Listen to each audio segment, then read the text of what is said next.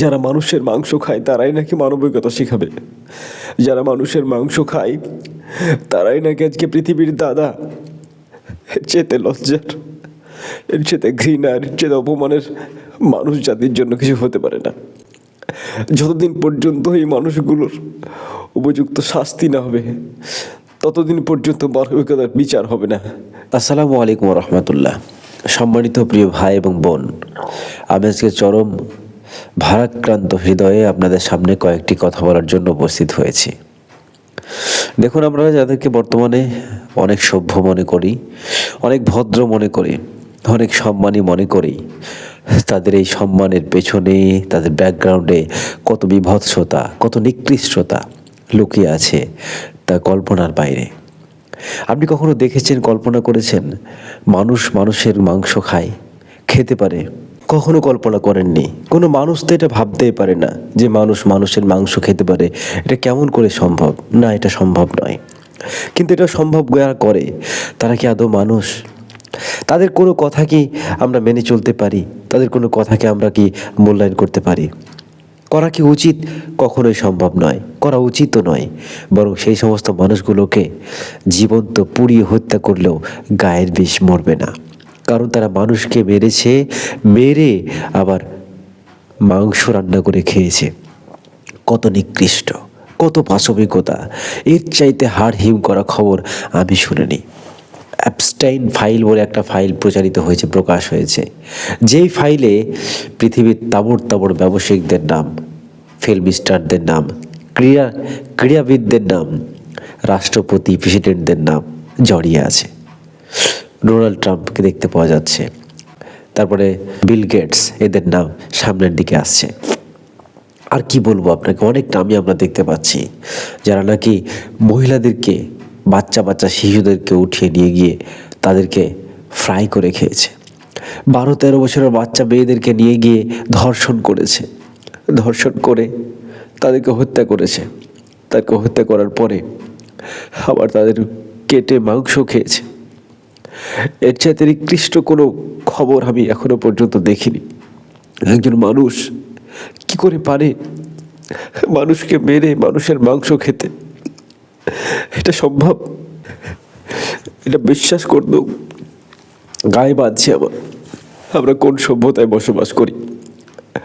আজকে সারা পৃথিবীতে তারাই আজকে মানুষের উপরে লাঠি ঘোরাচ্ছে।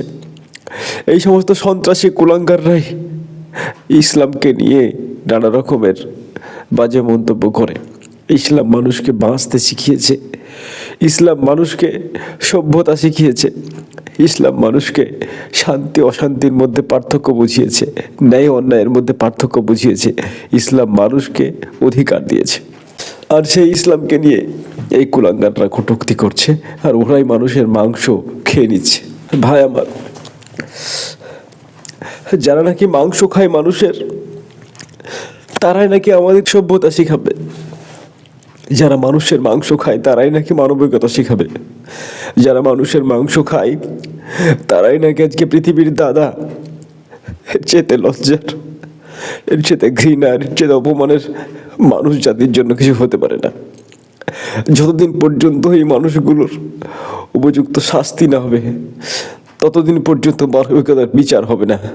আমরা পৃথিবীতে ধর্ষকের বিচার দেখেছি, খুনিদের বিচার দেখেছি, হত্যাকারীর বিচার দেখেছি, চোর মাফিয়াদের বিচার দেখেছি, কিন্তু আমরা মানুষ জাতি এই নিকৃষ্ট মানুষদের বিচার দেখার জন্য অপেক্ষা করব কখন এই মানুষগুলোর সুবিচার হচ্ছে, উপযুক্ত শাস্তি হচ্ছে।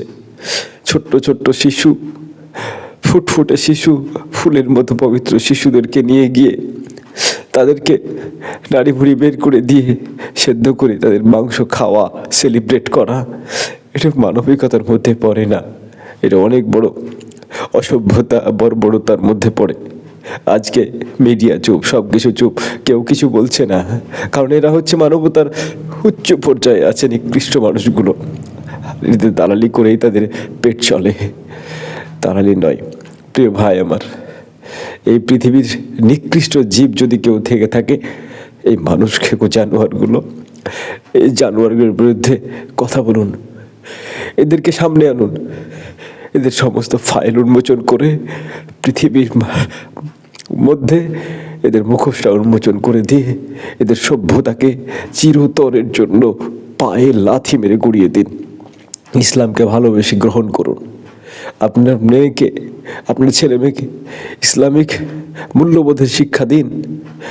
আল্লাহ, ইমান, রসুল, আকিদা, জান্নাত, জাহান্নামের শিক্ষা প্রদান করুন, যাতে করে এরা অমানুষ কেউ না হয়ে যায়। ইসলামে একমাত্র বিধান, সংবিধান, জীবন বিধান যাই বলেন না কেন, যেটা মানবতার জন্য সার্বজনীন রূপে গ্রহণযোগ্য। আপনি ইসলামকে গ্রহণ করুন। ইসলাম আপনাকে মারতে শেখাবে না, ইসলাম আপনাকে অসম্মান করতে শেখাবে না, ইসলাম আপনাকে অবমূল্যায়ন করতে শেখাবে না, ইসলাম আপনাকে অমর্যাদা করবে না। আপনার অধিকার, মর্যাদাপূর্ণ অধিকার, সম্মানজনক অধিকার দেবে।